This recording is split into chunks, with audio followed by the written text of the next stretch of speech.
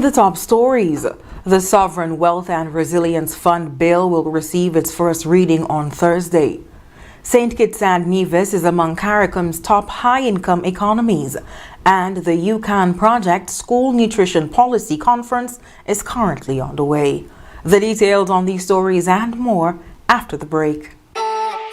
It's something that you can't put into words. A buzz in the air. From the time you wake up, you're ready to go. The freedom, the fantasy, the fete. To know it is to live it and love it. You have to experience it. If you know, you know. Angostura White Oak Rum. New look, same vibes inside.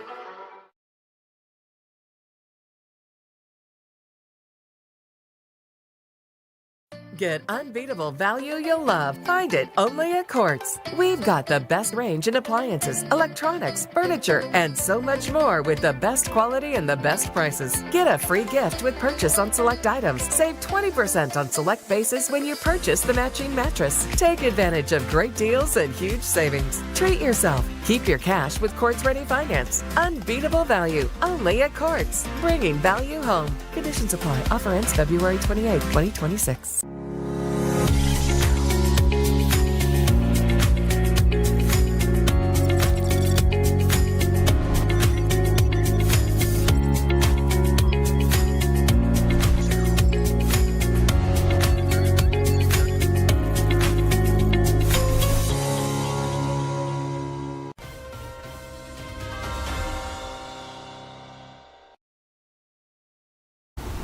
Hello and welcome to the ZIZ Major Newscast. I am Shaira Flanders. Nationally, one bill is set to receive its first reading in the National Assembly when Parliament meets on Thursday this week. The sitting will take place at the National Assembly chambers at Government Headquarters in Bastille at 10 o'clock in the morning. Minister responsible for Finance, National Security, Citizenship and Immigration, Health and Social Security, Prime Minister Dr. Terence Drew, will introduce the St. Kitts and Nevis Sovereign Wealth and Resilience Fund Bill 2026. The proposed legislation forms part of the government's good governance agenda, which emphasizes transparency, accountability, and the rule of law.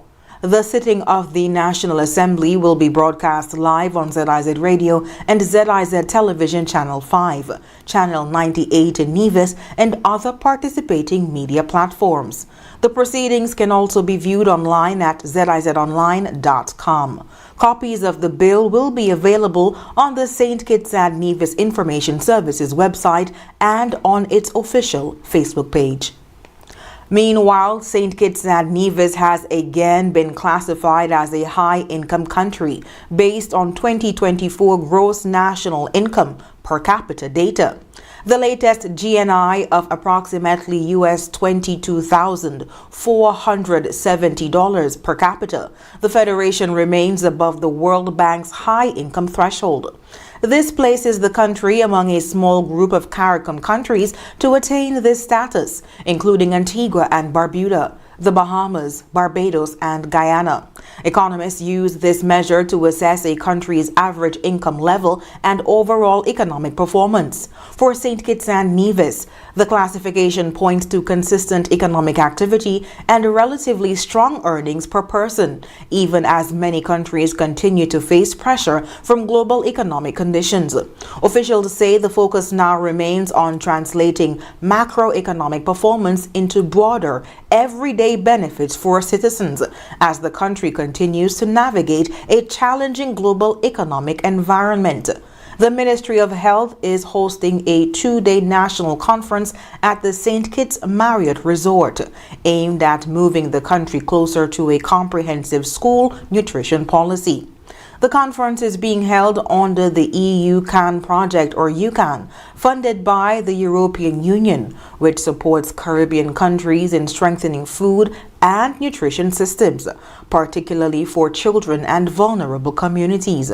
UCAN focuses on improving access to healthier foods, building more resilient food systems, and supporting better nutrition outcomes across the region.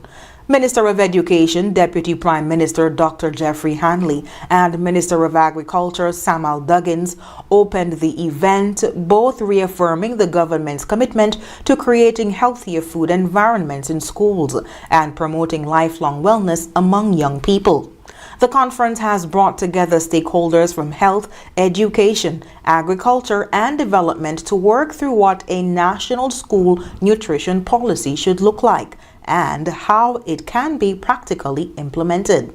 Participants are examining issues such as the quality of food served in schools, nutrition education, and the role of local agriculture in supporting healthier school meals. The overall goal is to ensure that children have consistent access to nutritious food in school settings, while supporting broader efforts to improve health outcomes and reduce non-communicable diseases. Officials say the conference is a key step towards finalizing a school nutrition policy that is practical, sustainable, and fit for the needs of students across St. Kitts and Nevis. And after the break, SKNRA inspires youth through Lego League and First Global. Cabinet joins in celebrating History and Heritage Month. We'll have the details after this break.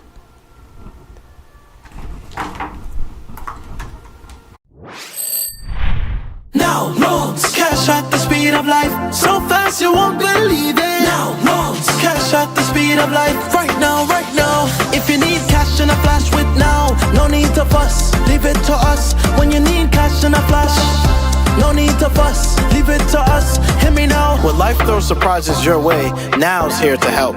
Whether it's for an urgent bill payment, home improvements, or unexpected health expenses, or even that last-minute holiday trip, with Now, you get cash in a flash, approved in just 24 hours. Now loans, cash at the speed of life, so fast you won't believe it. Now loans, cash at the speed of life, right now, right now. A loan product powered by National Bank. At The Cable, we believe in giving back because when our community thrives, we all do. That's why, as a company, we make it our mission to touch the lives of everyone in St. Kitts. We spearheaded the renovation of JNF Hospital lobby to ensure better care for all. The Cable sponsors free Wi-Fi in every community center across St. Kitts, so no one is left behind in an increasingly connected world. We stand with communities through every moment, big or small, in culture, education, youth development, and more. Y a ti también, comunidad latina. Cuenta con nosotros. Estamos con ustedes. And when it comes to customer service, we set the standard. We're just a call, click, or visit away because you matter to us. Join the company that truly cares. The Cable, more than service. We're family. Somos familia. And we're proud to always give more where it matters. Every dream begins with a vision, a blank piece of land, a simple sketch on paper, or a conversation around the dinner table. At Horsford's Building and Nevis Centers, we believe that every home starts with hope and ends with something real. From the first brick to the final nail, we are there. We don't just supply materials, we partner in progress, step by step, wall by wall, room by room. We help build lives, futures, and legacies. This is more than construction. It's transformation. It's elevation. It's trust. Dream with us, grow with us, build with us, because your dream deserves more than just materials. It deserves a partner that builds with heart. Horsford's Building and Nevis Centers. Dream with us, grow with us, build with us.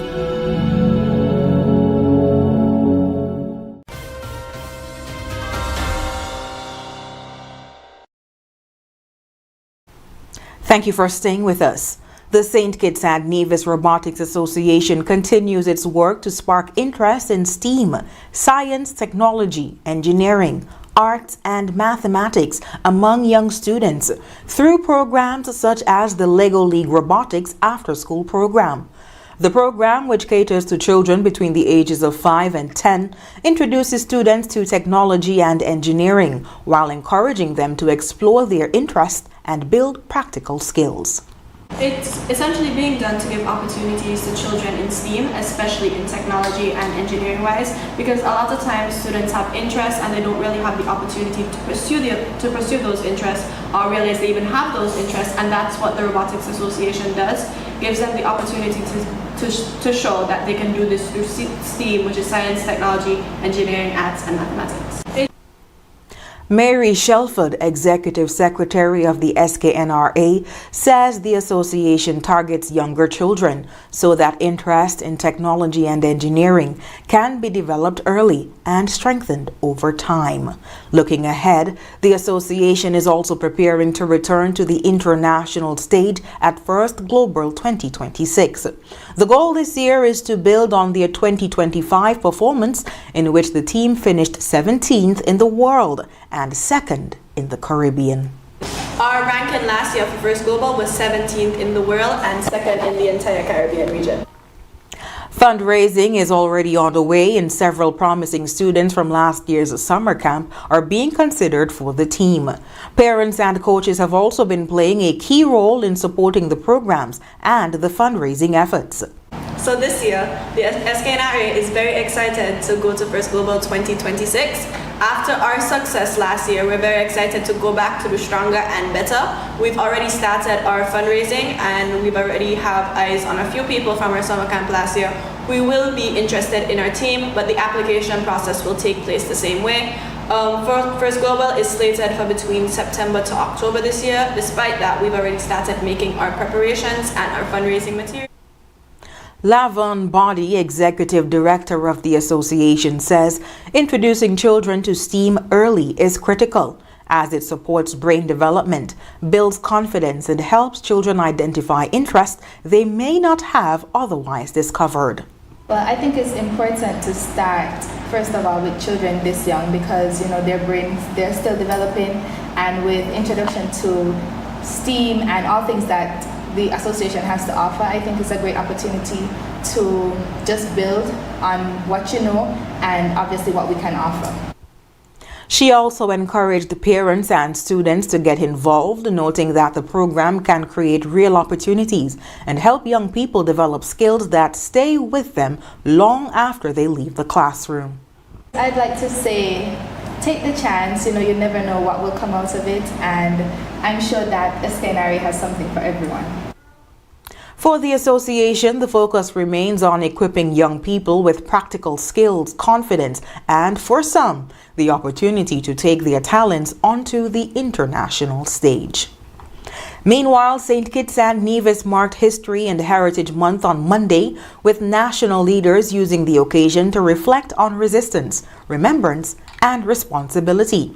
The observance was used not only to celebrate culture, but also to recognize the struggles of those who fought against oppression, including the heroes of the Buckley's Uprising of January 28, 1935.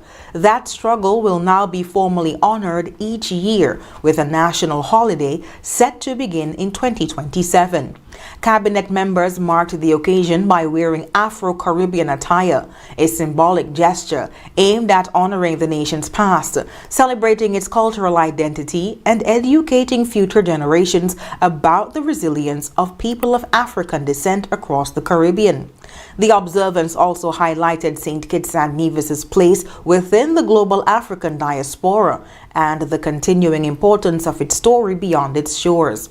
Recent efforts to strengthen ties with Africa were pointed to, including visa-free travel with Nigeria, the signing of memoranda of understanding, and expanded cultural trade and exchange partnerships.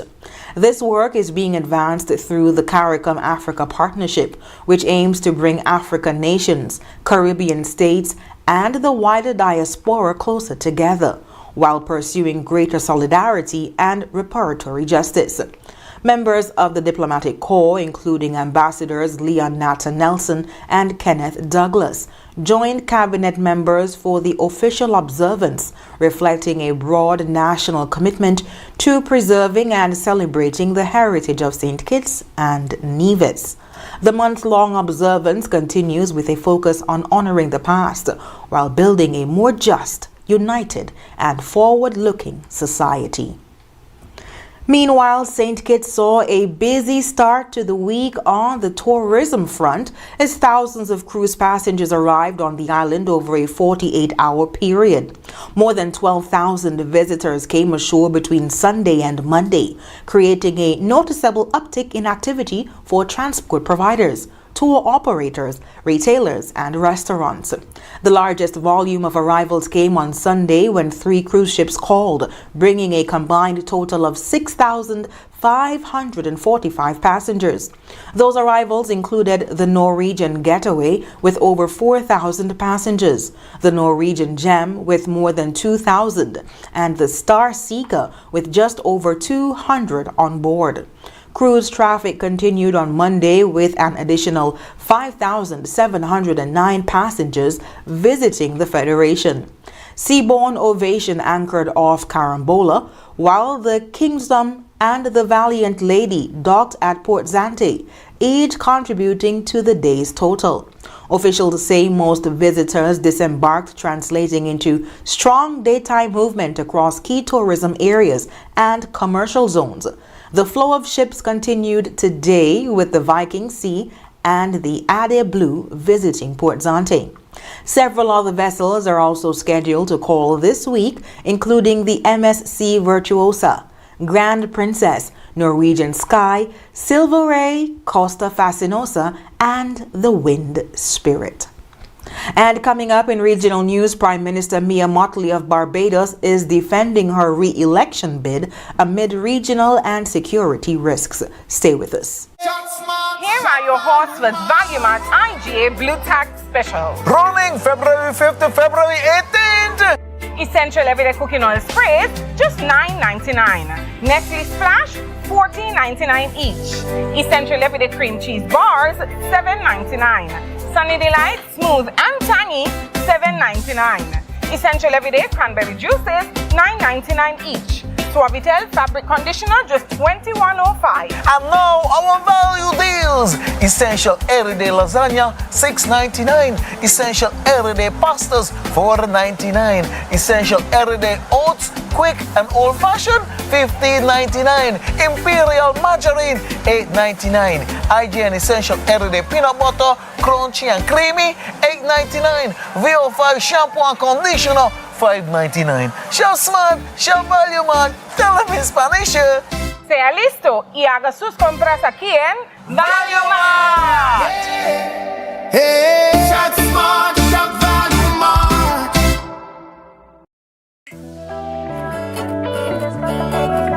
Swipe your card, live your life. National Bank life is nice. You can spend it when you want it, how you like, where you like. Swipe your card, live your life. National Bank life is nice.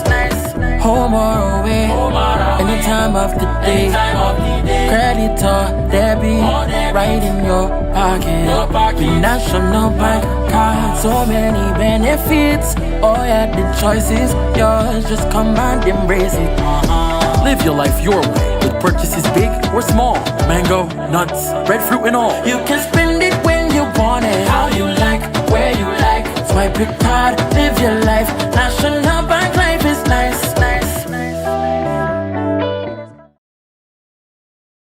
At The Cable, we believe in giving back because when our community thrives, we all do. That's why, as a company, we make it our mission to touch the lives of everyone in St. Kitts. We spearheaded the renovation of JNF Hospital lobby to ensure better care for all. The Cable sponsors free Wi-Fi in every community center across St. Kitts, so no one is left behind in an increasingly connected world. We stand with communities through every moment, big or small, in culture, education, youth development, and more. Y a ti también, Comunidad Latina. Cuenta con nosotros. Estamos con ustedes. And when it comes to customer service, we set the standard. We're just a call, click, or visit away because you matter to us. Join the company that truly cares. The Cable, more than service. We're family. Somos familia. And we're proud to always give more where it matters.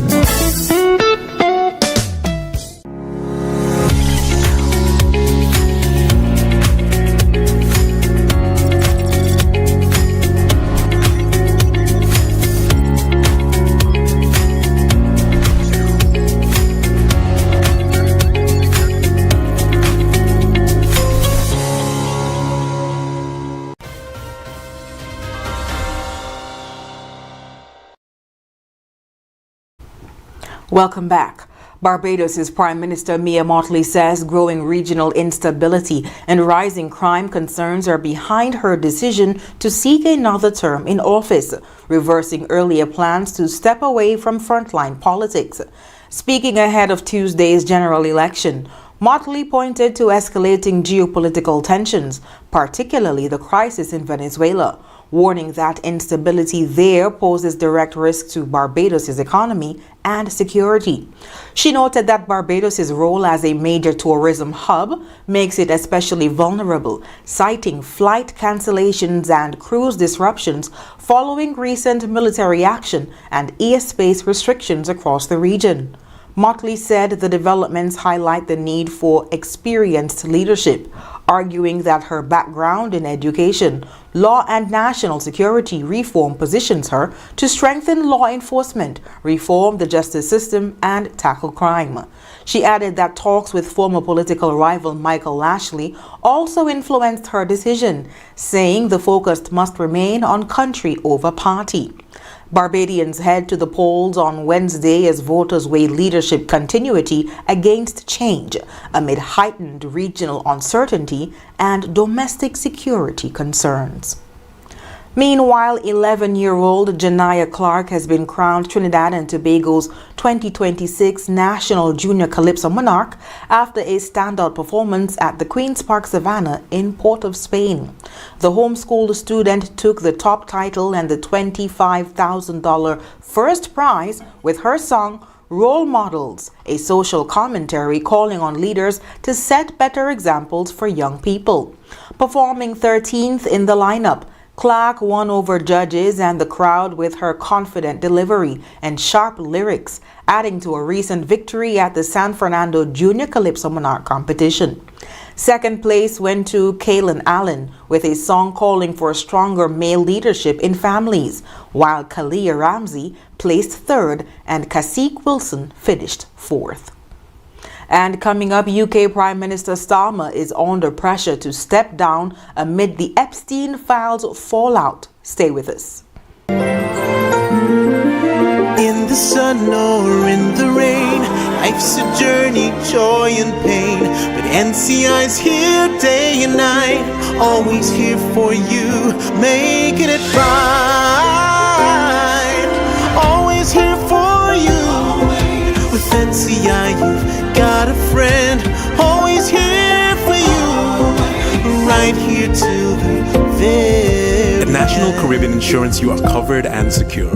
We're your partner, your protector, your peace of mind. So for home, for health, for life, choose NCI because we're always here for you, always. Always here for you. With NCI, you've got a friend, always here for you, right here till the very end. Always here for you. With NCI, you've got a friend, always here for you, right here till the very end.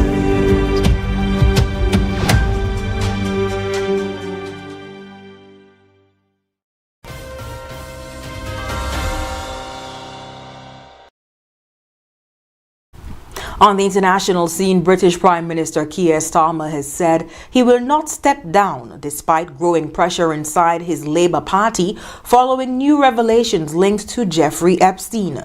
The controversy centers on Starmer's decision to appoint Peter Mandelson as UK ambassador to Washington in 2024, despite Mandelson's past ties to the convicted sex offender. The issue re-emerged after a new set of Epstein-related files was released in the United States last week, putting fresh pressure on the Prime Minister. Some Labour lawmakers have called for Starmer to resign, including Scottish Labour leader Anas Sarwar, who said there had been too many mistakes and that leadership needed to change. The situation has been compounded by the resignations of Starmer's Chief of Staff and Communications Director. However, senior figures in the party have rallied around him. Deputy Prime Minister David Lammy, Foreign Secretary Yvette Cooper, and former Deputy Prime Minister Angela Rayner have all publicly backed Starmer. Mandelson was dismissed last September after emails emerged showing he maintained contact with Epstein after his 2008 conviction. Starmer has apologized to Epstein's victims and said he regretted believing Mandelson's explanations. He has promised to release documents related to the appointment, though that could take weeks due to security and police reviews. UK police are investigating Mandelson for possible misconduct in public office.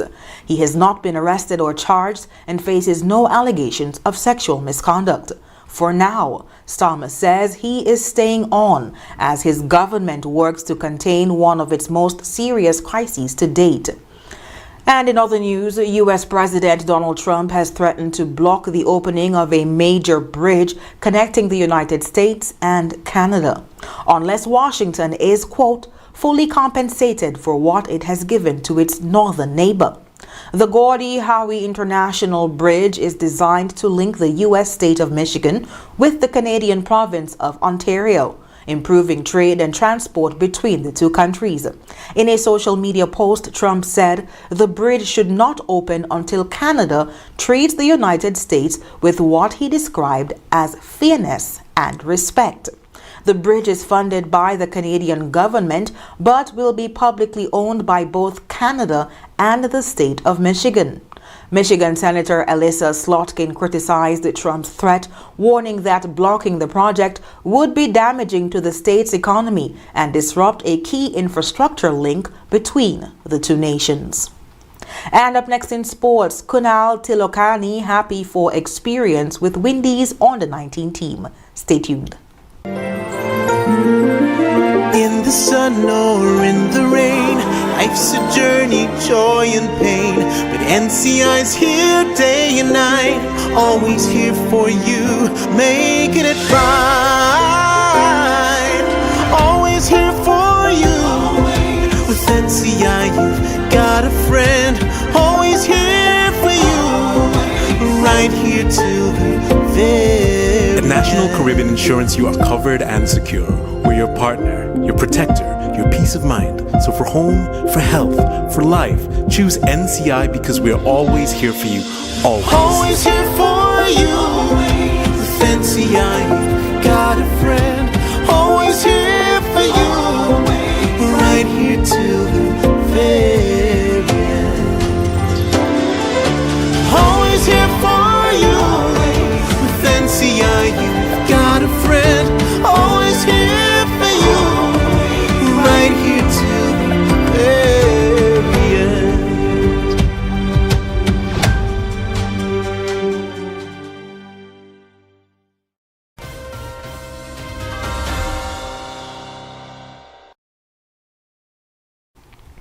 Kunal Tilokani was the sole representative from St. Kitts and Nevis selected to the West Indies under-19 team for the recently concluded ICC Under-19 World Cup held in Zimbabwe and Namibia.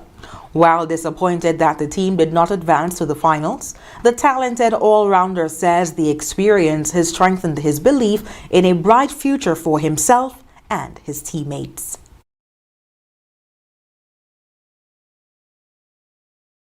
All right, Kunal, again, thanks for your time, man. First of all, congratulations on your participation in the Under-19 World Cup. Tell me, what was that experience like for you in the World Cup? It was a new experience for me, going into a different country, new atmosphere, different conditions, and met new friends from different countries and regions. And it was just a good experience for us, but unfortunately, we couldn't get through the cup. But honestly, it was a good experience. How do you guys think, where do you think you guys can build on that experience? Just keep working and go back home and probably just advance and just keep training. That's all. How do you feel about your performance overall throughout the tournament? I had specific goals for the World Cup, but unfortunately I couldn't accomplish that. But still grateful for the journey and just keep working. You know, representing the federation as a young man now and on that level, how much does that inspire you to move to progress in the game itself? Honestly, I feel great. I just want to keep inspiring young people to get into the game of cricket. I think it's not really known for the cricket. I'm just trying to build on that and just keep working. it was a high pressure situation. I'm sure a lot throughout those games. How do you see that helping you improve as a player? I don't really like to pressure myself too much. I just try to stay calm in every situation and just back my skills and back myself. You know, what do you hope to get out of this whole experience going forward? To continue my journey and hopefully carry on and improve and just advance. And hopefully soon I could make it into the Leeward Island setup or even the West Indies setup. Goals for this year? Goals for this year, just keep training and Leeward Islands hopefully. Yeah, the message to the young persons in the Federation? We have a good academy over here, the Len Harris Cricket Academy. And if you're looking to improve and just play cricket, we would love to have you here and just build cricket in St. Kitts.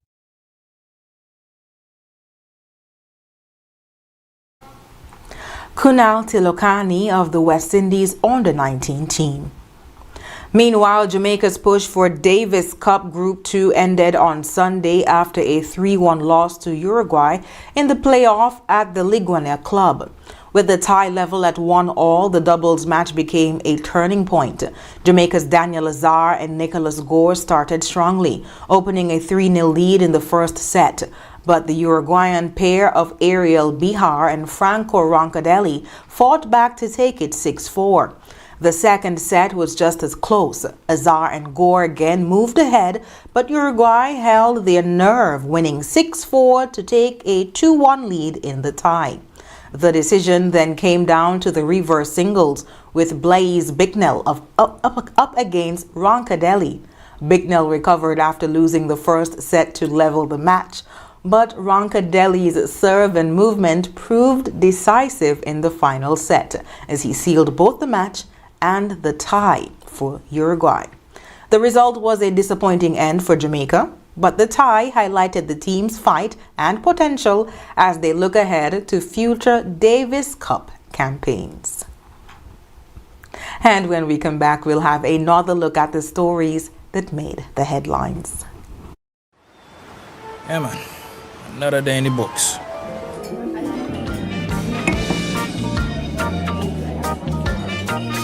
Well, hello there. She pretty from head to toe, and are you ready to go?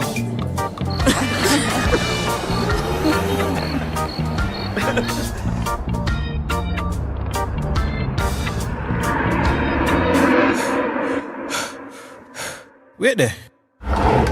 Whew. Can't afford to slip up, not even in my dreams.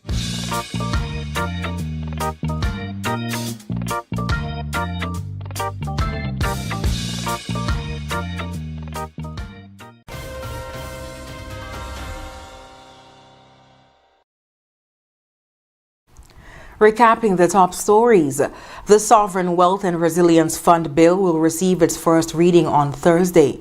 St. Kitts and Nevis is among CARICOM's top high-income economies, and the UCAN Project School Nutrition Policy Conference is on the way. And that brings us to the end of the ZIZ Major Newscast. Thank you so much for joining us. I've been your presenter, Shaira Flanders. Have a good one.